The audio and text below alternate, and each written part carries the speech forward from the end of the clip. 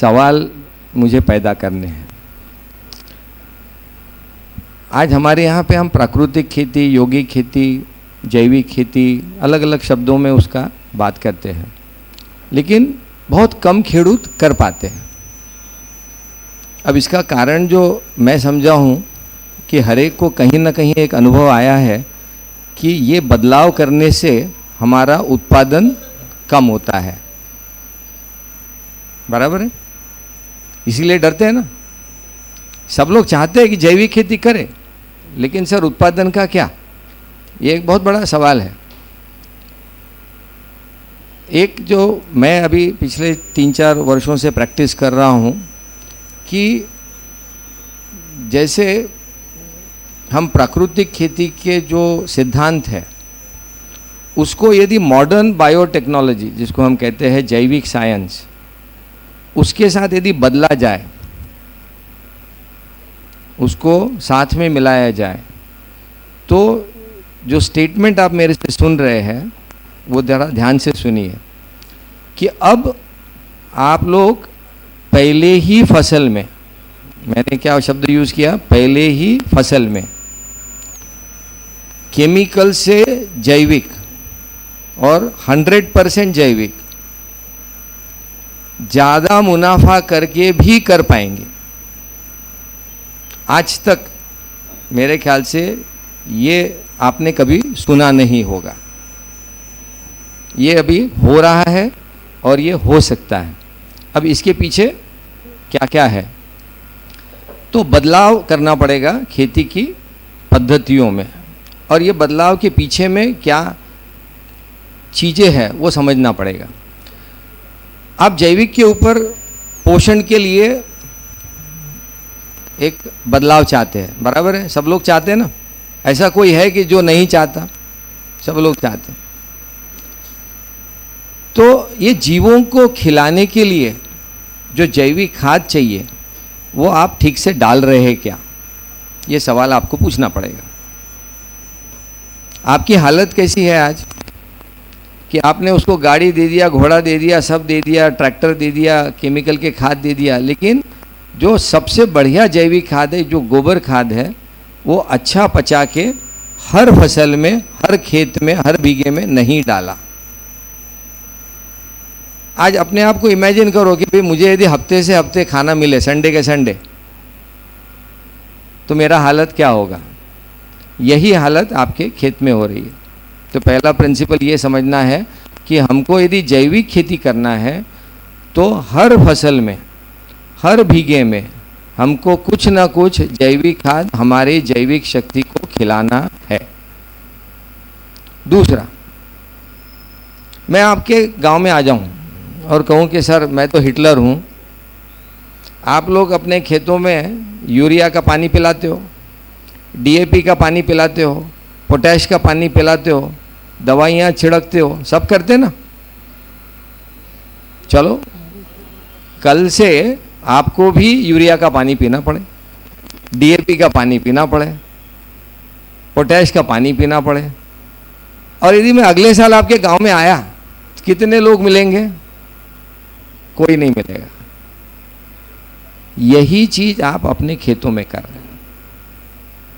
जो जीव शक्ति थी हमारे खेतों की, जो 1960 के दशक में थी, वो हमने केमिकल डाल के, दवाइयाँ छिड़क के धीरे धीरे धीरे धीरे हम उसको कम करते गए। और एक आपको सिर्फ एक इशारा देता हूँ, जितना खाद आप डाल रहे हो उसका सिर्फ 20% ही आपका पौधा ले पाता है। और ये नंबर मैंने नहीं कहा, मैं गवर्नमेंट ऑफ इंडिया की अगले 50 साल की नीति के ऊपर बैठक में था, और ये बात जो फर्टिलाइजर मैन्युफैक्चरर के एसोसिएशन का सेक्रेटरी है उसने मंत्री सर को बताया, मनसुख भाई मंडाविया। तो गलत नहीं है। तो यहाँ पे कुछ ना कुछ सोचने जैसा है कि हम क्या कर रहे हैं हमारे खेत में। अब 3-4 बातें हैं। कि पहली बात ये हुई कि हमने पिछले 50 वर्षों से बैलों की जो जुताई थी उसको ट्रैक्टर पे शिफ्ट किया। सब लोग ट्रैक्टर यूज कर रहे हैं। पहले जब बैल चलता था तो जहां बीज बोते थे आप वहीं खोलते थे जमीन को, पूरी जमीन को नहीं खोलते थे। 1960 की बात कर रहा हूं। आज हम ट्रैक्टर से पूरी मिट्टी को उल्टा पुल्टा कर रहे हैं, पल्वराइज कर दे रहे हैं उसको, पूरा जिसको कहेंगे सारी जो जीव शक्ति है उसको तहस नहस कर दे रहे हैं। और इसका एक असर क्या हुआ है कि जो एक फफूंद होता है जिसका नाम है माइकोराइजा, रमेश अपने ये बात बताएंगे अपने को बाद में सब डिटेल में। आपके खेतों में जो फफूंद का जो संख्या होनी चाहिए, जो आपके जड़ों के साथ जुड़ता है, जो आपके जड़ों को पोषण और पानी देने की व्यवस्था करता है, उसको ही आपने मार दिया, ये पलटी कर करके। तो ये भी एक बड़ी गलती हुई है। अब इसको ठीक कैसे करेंगे? देखिए, आज की जो सभा है ये सिर्फ प्रॉब्लम बताने की नहीं है, सबको पता है। उसमें से बाहर कैसे निकलेंगे वो सीख के जाना है आज। तो हर किसान के पास आजू बाजू में गोबर का खाद होता है, और इसको भूल जाइए कि ये गाय का गोबर है कि बैल का गोबर है या भैंस का गोबर है या मुर्गी का जिसको हम कहते हैं खाद है। इसको भूल जाइए। करना क्या है? फफूंद बेस्ड यानी माइकोराइजा कंसोर्शिया बेस्ड एक नई टेक्नोलॉजी जो साइटोनिक गोधन कहते हैं हमको, इसको उसके बारे में भी बाद में बात होगी, आप सीखेंगे उसकी विधि। इससे हम उसका पाचन करते हैं। अब ये पाचन क्यों कराते? पहला सबसे बढ़िया पाचन, खड्डे में माल डालो, उसके ऊपर पानी डालो बार बार और उसको पकाओ, ये विधि है ना। लेकिन कितने लोग करते? कोई नहीं करता। ना हम खड्डे में उतरने को तैयार है, ना हमारे मजदूर खड्डे में उतरने को तैयार है।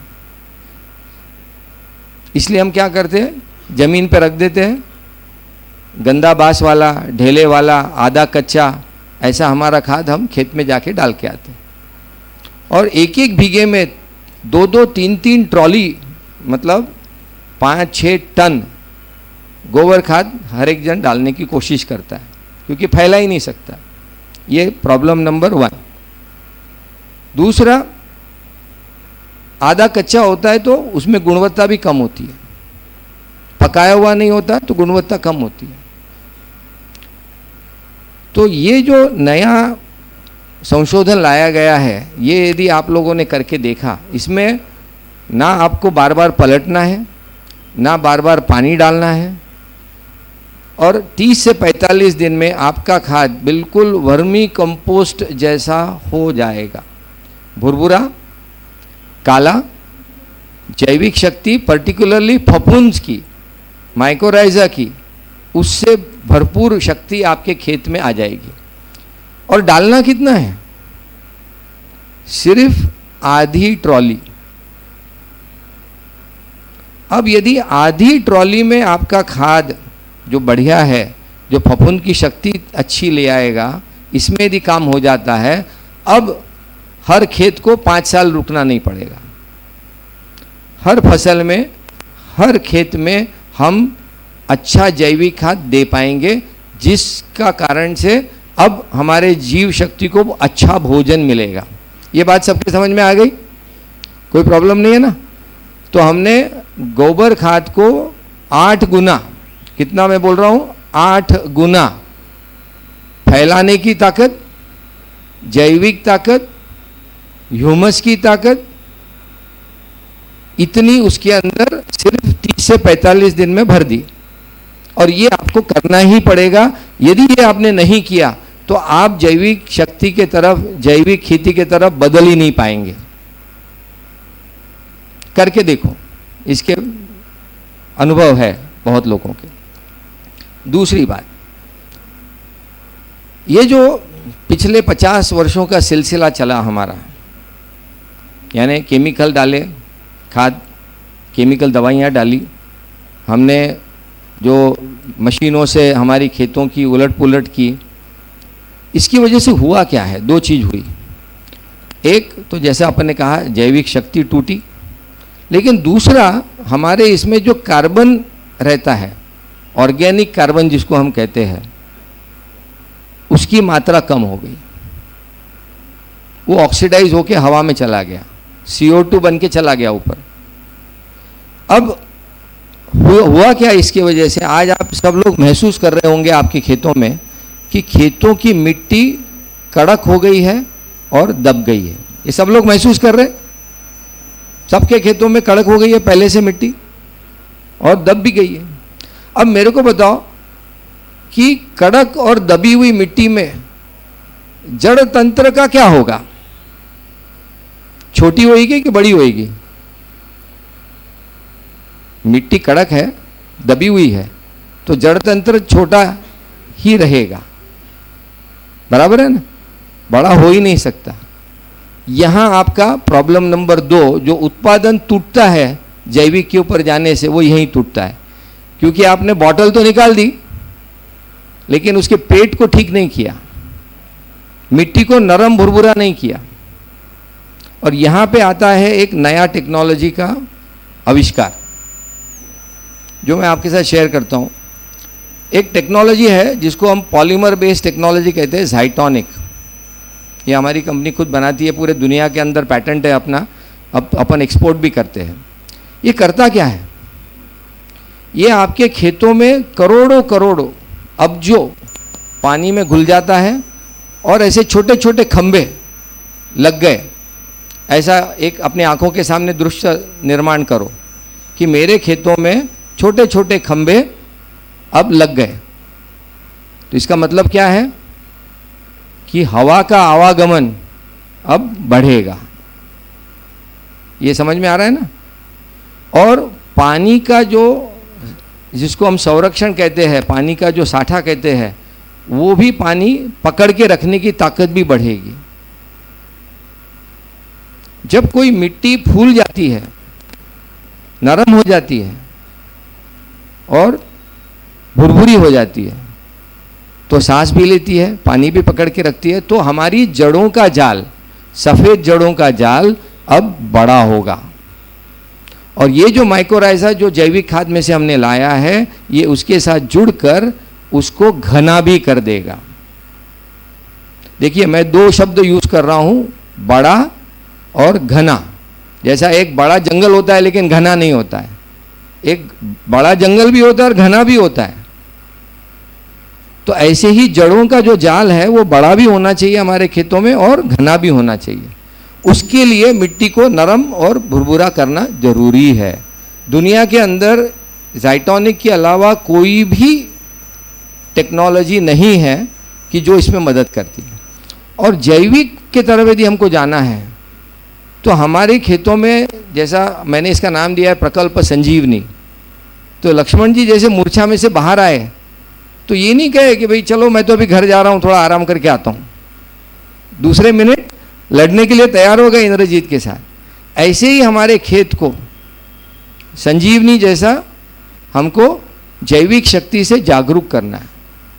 और इसके लिए नरम हवादार ज़मीन बहुत ज़रूरी है। ये नहीं करेंगे तो जो पुराना आपके मन में जो बैठा हुआ है कि सर उत्पादन तो टूटेगा, मैं केमिकल नहीं डालूंगा तो उत्पादन तो टूटना ही है, जरूर टूटेगा। लेकिन ये किया, जड़ें बड़ी कर दी, घनी कर दी, तो पोषण लेने की ताकत, पानी लेने की ताकत बढ़ेगी। अब इसका फ़ायदा क्या होता है? क्यों मैंने कहा कि मुनाफेदार आप खेती कर पाएंगे?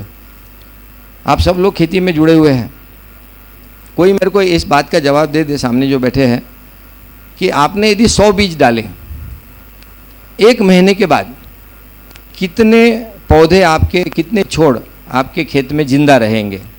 कुछ बता पाएंगे? 100 में से 70, 75, 60, 80 कितना नंबर आएगा? कोई?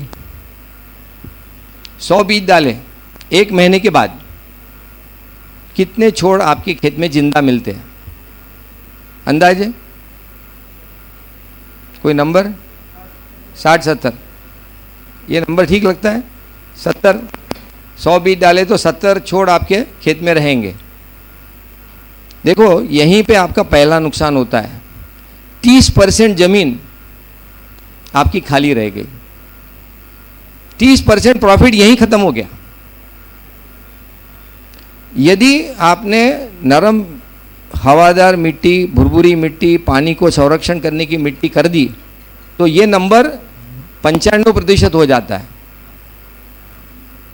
जिस दिन ये 95% छोड़ आपके जिंदा रहेंगे उस दिन आपका उत्पादन 25% से तो ऐसे ही बढ़ जाएगा।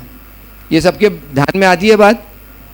कुछ उसमें दिमाग नहीं लगाना है और आपका प्रॉफिट उतना ही बढ़ेगा। कुछ नहीं किया हमने सिर्फ हमारी मिट्टी ठीक की। तो पहली बात ये समझना है।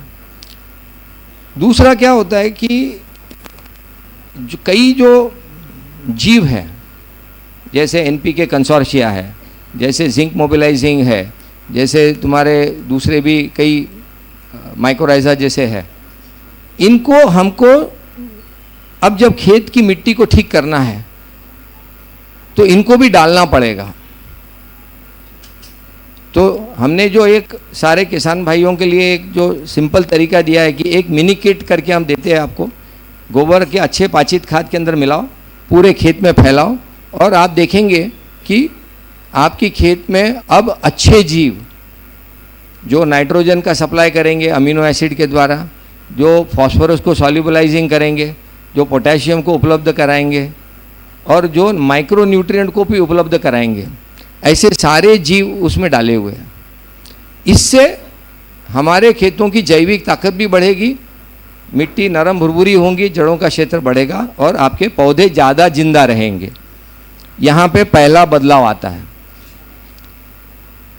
बहुत सारे किसान भाइयों के मन में होगा और बहुत सारे हमारे अधिकारी भी बैठे हुए यहाँ पे जो कृषि के वैज्ञानिक भी है कि हर एक के मन में ये रहता है कि सर 3 साल के बाद क्या होगा, ये तो सब खत्म हो जाएगा, जो पिछला मेरा जो खाद डाला हुआ है वही आपने यूज़ कर लिया। हर एक के खेत के ऊपर कुदरती भगवान ने, शिव बाबा ने करीब करीब बीघे के ऊपर 550-600 टन नाइट्रोजन आपको हवा में दिया है। इसका मतलब है करीब करीब 1500 से 2000 टन यूरिया अपने खेत के ऊपर ही है। अब वो फैक्ट्री में यूरिया बनता है या आपके खेत में अमीनो एसिड बनता है, उससे आपको क्या फ़र्क पड़ता है? फ्री है, करना सीखो। चाहे एज़ोटोबैक्टर से करो, चाहे राइजोबियम से करो, ऐसे कई जैविक ये है, उनसे करो तो हो सकता है, अनलिमिटेड है। दूसरा, जैसा मैंने कहा कि आप सिर्फ 20% ही अपना यूज़ कर रहे हैं खाद। मेरे ख्याल से हिंदुस्तान के सारे खेतों में पिछले 50 साल से हम डीएपी डाल रहे हैं, पोटैश डाल रहे हैं, और यदि 20% की ज़रूरत हम ले रहे हैं, इसका मतलब है कि आपके पास अगले 200 साल का तो माल अंदर ही पड़ा है। देखो तिजोरी भरी हुई है, निकालना नहीं जानते। ये भी आपको ये जैविक ताकत मदद करेंगी करने में। एक समय क्योंकि थोड़ा लिमिटेड है, एक मन में हमेशा आता है जब जैविक की तरफ जाते कि सर बाजू वाले के किसान के वहाँ तो सब कीड़े आएंगे, रोग आएंगे, मेरा खेत कैसा बचेगा, बड़ा प्रश्न रहता है। एक बात समझ के जाइए कि जो नाइट्रेट है जो यूरिया में से मिल रहा है, जो अमोनियम है जो डीएपी में से मिल रहा है, डाई अमोनियम फॉस्फेट, दोनों मिलता है। ये दोनों जो चीज़ है ये आपके पत्तों के अंदर या पत्तों के ऊपर लड्डू और गुलाब जामुन का काम कर रहे हैं। अब भला आप लड्डू और गुलाब जामुन खेतों में लगाएंगे तो कोई खाने को तो आएगा, और यही हो रहा है।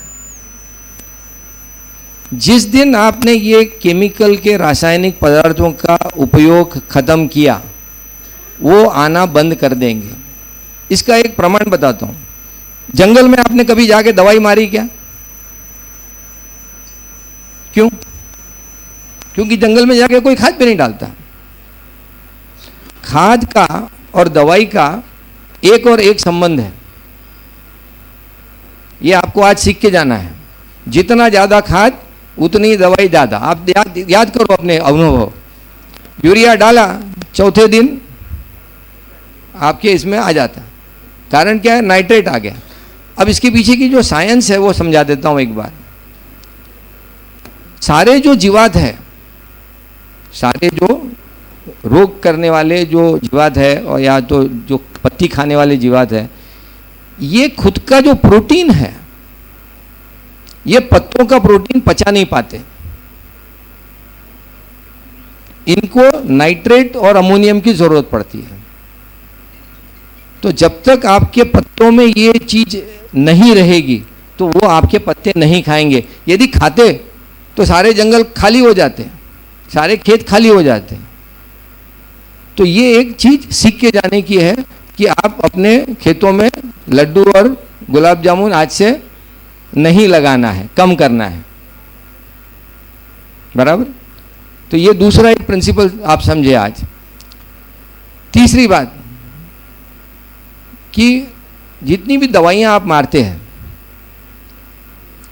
आप पत्तों के ऊपर मारते हैं, सही है? सब लोग पत्तों के ऊपर ही दवाइयां मारते हैं ना। लेकिन 24 घंटे के बाद में क्या होता है? 24 घंटे के अंदर ये जो पत्तों के ऊपर दवाई मार रहे हैं, ये पत्तों के अंदर वो पी जाता है। आपका जो छोड़ है वो उस दवाई को पी जाता है, अंदर चला गया। आपने मारा ऊपर और दवाई गई अंदर। देखो इसमें गड़बड़ है। आप चाहते हो कि ऊपर रहे, लेकिन चली गई अंदर। अब आप एक इमेजिन करो कि आपके शरीर में यदि एक छोटा सा मैं विष डाल दूं, पॉइजन डाल दूं, तो आपका शरीर क्या करेगा? उसके साथ लड़ेगा, उसको तोड़ेगा, उसको खत्म करेगा। बोलेंगे ये तो चलेगा नहीं। ऐसे ही आपका छोड़ करता है। इसलिए आपको दिखेगा कि 3 दिन 4 दिन आपका पौधा दबता है। दवाई मारने के बाद आप अनुभव करें। ये याद आ रहा है? हर दवाई मारने के बाद 2 से 3 दिन 4 दिन पौधा हमारा दबता है।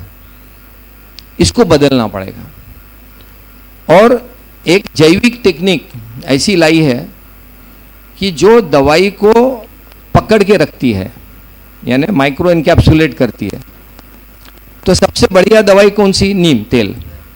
अपने देश में बहुत है, उपयोगी भी है, सेहत के लिए भी अच्छा है, लेकिन कड़वा भी है। आज नीम तेल यदि आप बाजार से लाओ, उसको पानी में डालो, बोतल में भरो और रख दो, घंटे 1.5 घंटे के बाद में नीम तेल छूट जाएगा। अनुभव किया है किसी ने? शायद नहीं किया होगा, देखा नहीं होगा। देखना,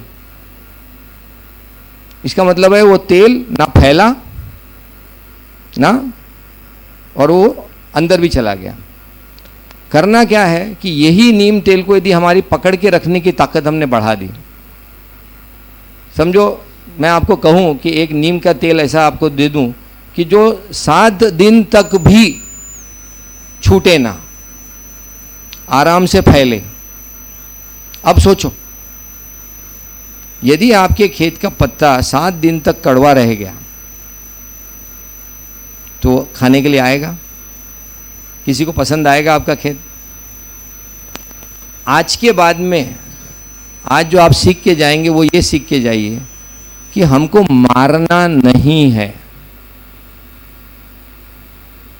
आज से सब जैन धर्म का पालन करना शुरू कर दो, ठीक है? मारना नहीं है, हमको उनको भगाना है। जैविक खेती का ये सबसे बड़ा प्रिंसिपल आपको सीखना पड़ेगा। जिस दिन आप उनको मारना शुरू करेंगे, वो कहीं ना कहीं दवाइयों के प्रति रेजिस्टेंस डेवलप करेंगे, फिर नई नई दवा लानी पड़ेगी, ये सब होगा। तो आज से अपने को खेती में जो बदलाव लाना है, मारना नहीं है, भगाना है। और नीम तेल जितना बढ़िया और कोई है ही नहीं। थोड़ा सा नीम तेल के बारे में एक और कह दूं, अपने यहाँ नीम की लकड़ी से दातुन करते थे, शायद अभी भी कई लोग करते हैं। ऐसे लोग बीमार नहीं होते। क्यों?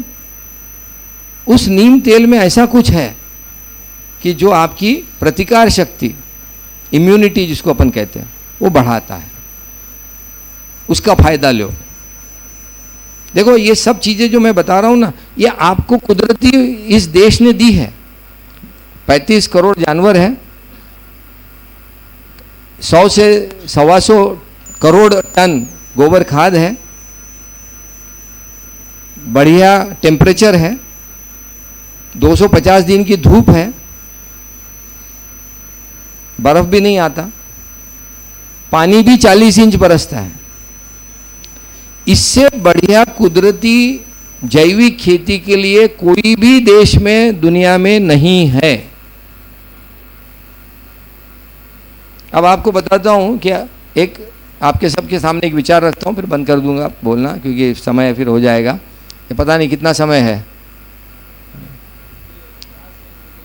अच्छा ठीक है। आपको पैसे वाला बनने का है सबको। अगले 25 साल में हिंदुस्तान 7 गुना पैसे वाला होने वाला है। मेरा एक सवाल आपको सिर्फ इतना ही है, आपकी जमीन 7 गुना हो जाएंगी क्या? आपकी जमीन 7 गुना हो जाएंगी क्या? फैक्ट्री तो एक की जगह 7 मशीन लग जाएंगी, आपकी जमीन 7 गुना होएगी क्या? नहीं होएगी। तो गड़बड़ है। तो दूसरा, 1960 का दशक निकालो, आपके पास 50-60-70 करोड़ लोग थे, आज 140 हो गए। 25 साल में ये 140 से ज़्यादा 150 हो गए, फिर नीचे जाने वाला है। इसका मतलब खाने वाले लोग ज़्यादा नहीं आएंगे हिंदुस्तान में। तो आप जो पकाने वाले हो, ज़्यादा नहीं चाहिए समाज को, क्वालिटी चाहिए, तो ही वो पैसे देगा। ये जो पैसे वाले लोग हैं, ये आपको पैसा कब देंगे? जब आप मीठा, पौष्टिक, शुद्ध और जैविक खाना यदि उनको दोगे, तो वो आपको 1 का 5 भी देंगे, नहीं तो नहीं देंगे। सबसे ज़्यादा पैसा एक्सपोर्ट में मिलता है, इस बात का ध्यान रखो। एफपीओ बनाओ और सब लोग मिलके यदि यौगिक तरीके से, जैविक तरीके से, बायोलॉजी के तरीके से यदि जैविक खेती करना सीख जाओ, ऑर्गेनिक सर्टिफिकेशन ले लो, तो आप ऑर्गेनिक एक्सपोर्ट के अंदर जितना पैसा कमाएंगे उतना कभी आपने देखा नहीं होगा। पर संगठित होना जरूरी है। और लास्ट एक सिर्फ नारा ही बोल देता हूँ। हमारे पंत प्रधान श्री लाल बहादुर शास्त्री थे और उन्होंने एक नारा दिया था, जय जवान जय किसान। जय जवान तो अभी भी ठीक है, सरहद के ऊपर सैनिक खड़ा है, लड़ रहा है हमारे लिए, लेकिन जय किसान से क्या लगता है? यहां तो गड़बड़ है। जय किसान में गड़बड़ है मेरे हिसाब से। तो आज आपको भी खुद को अच्छा नहीं लगता कि किस तरह का अनाज आप समाज को दे रहे हो। तो आज के बाद में ये नारा हम बदलेंगे, जय जवान लेकिन जय जैविक किसान। धन्यवाद। Thank you.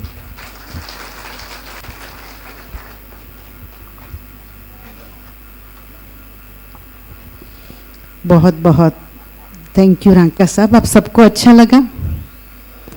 अच्छा लगा तो एक हाथ से इससे करेंगे जी। अभी हम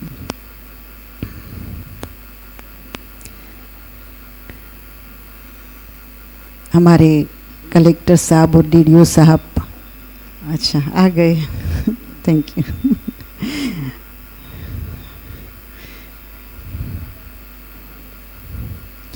तो हम शुरुआत करें। सर